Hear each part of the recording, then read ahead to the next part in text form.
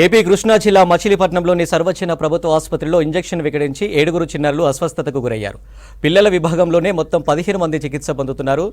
రోజులాగే పిల్లలకు ఇంజెక్షన్ చేశారు డాక్టర్లు. ఇంజెక్షన్ చేసిన అరగంటకు విపరీతమైన చలి, జ్వరం రావడాన్ని గమనించి డాక్టర్లు అలర్ట్ అయ్యారు. ఇంజెక్షన్ చేసిన వారిలో 7 పిల్లలకు అస్వస్థతగా ఉండడంతో వారిని ఇంటెన్సివ్ కేర్కు తరలించి చికిత్స అందిస్తున్నారు. ప్రస్తుతం చిన్నారుల పరిస్థితి నిలకడగా ఉందన్నారు డాక్టర్లు. పిల్లలకి రోజువారీ ఇంజెక్షన్ ఇచ్చినప్పుడు 9 మందికి అమాక్సిక్లావ్ ఇంజెక్షన్ ఇస్తుండగా ఒక 7 మందికి స్వల్పమైన డ్రగ్ రియాక్షన్స్ వచ్చాయండి.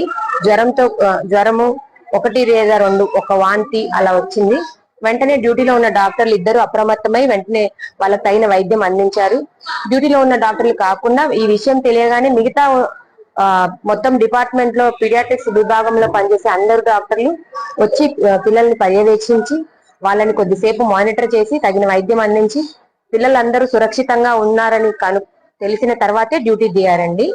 ప్రస్తుతానికైతే పిల్లలందరూ చాలా సేఫ్ గా ఉన్నారు.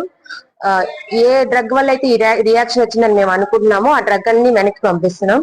ఒక స్టాండర్డ్ ఆపరేటింగ్ ప్రొసీజర్ ప్రకారం ఒక ఫార్మకో విజిలెన్స్ టీమ్ కి మేము ఇన్ఫార్మ్ చేశాము.